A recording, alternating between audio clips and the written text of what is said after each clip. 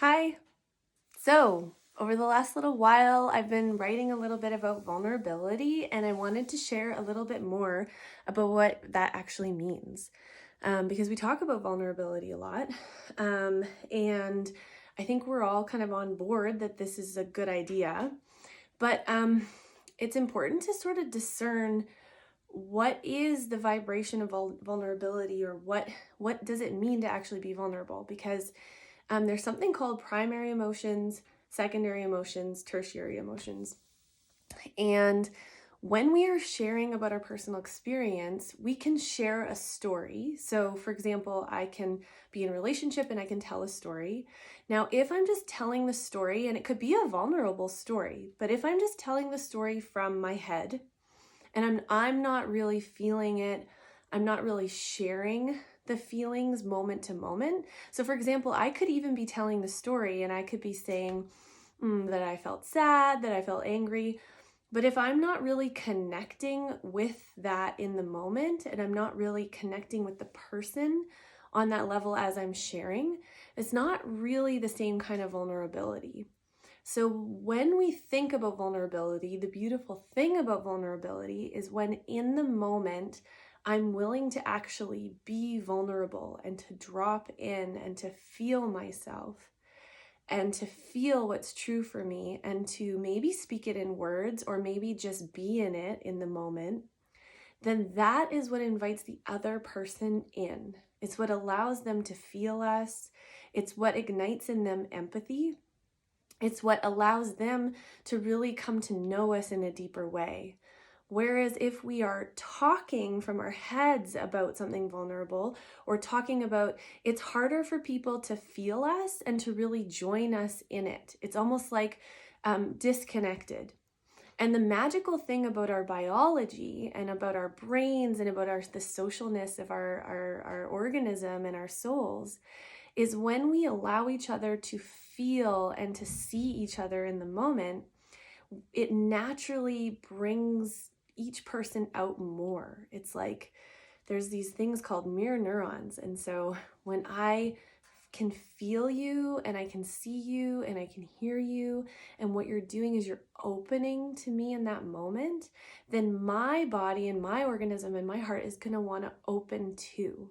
They actually talk about primary emotions, which is actually sharing what we're feeling in the moment, as when someone is willing to do that, when someone's willing to be like, to feel their anger or feel their sadness and share it and speak it as something that is here, present now, then what happens is it naturally will turn that on in other people. People around will naturally have empathy.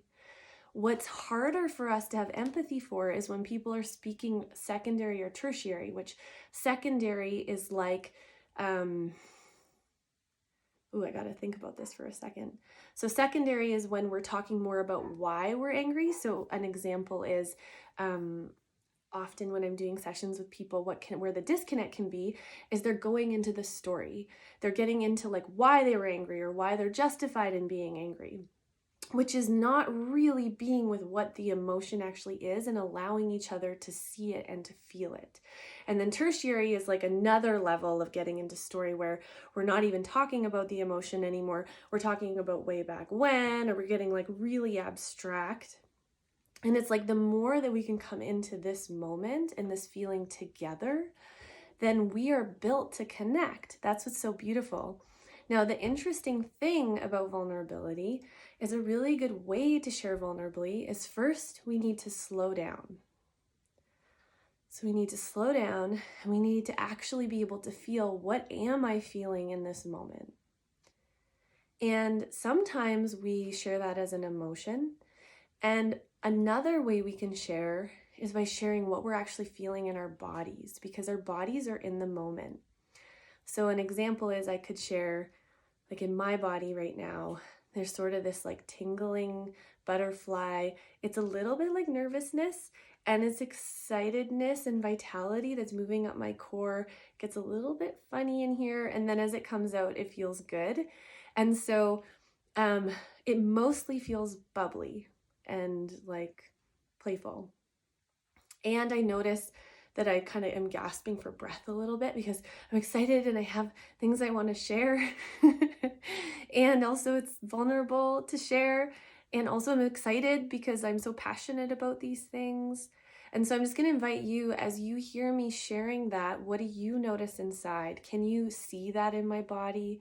Can you feel that in my body? What happens in you in witnessing me?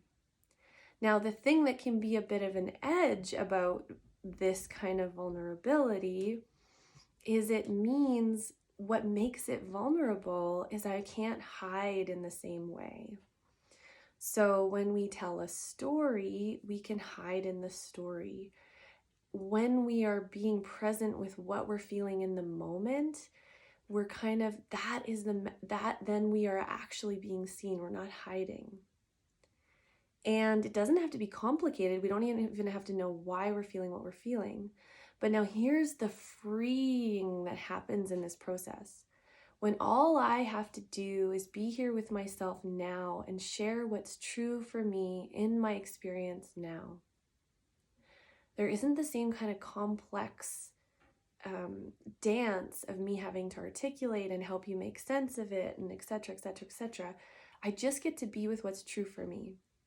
And then when I'm received and seen in that place, it can be this huge relief because suddenly we're not having to try so hard to prove ourselves or to justify ourselves or to be seen, because just by being in this moment and being with ourselves, we are seeing ourselves, and so then other people can see us. And there's a huge relaxing that can happen in that, a huge surrender, a relief, and it can also feel a little bit scary too. But the neat thing about when we're being in the moment is we can be with that fear and we can share it like, oh, I'm noticing a little bit of fear. I'm not right now. I'm actually noticing I'm settling a lot. Feels really good to speak about this. And I wonder if you notice this difference between when we're connecting from up here and when we're connecting with our whole being. So I'm just going to invite you to explore that in your life and to be curious about it. And if you have any questions or want to share more, explore more, you can message me. And I love in my work, a lot of my work is helping people come in so that they can know themselves enough and be present with themselves enough, and then practice being in relationship in that way. And that's what lights me up. So thanks for listening.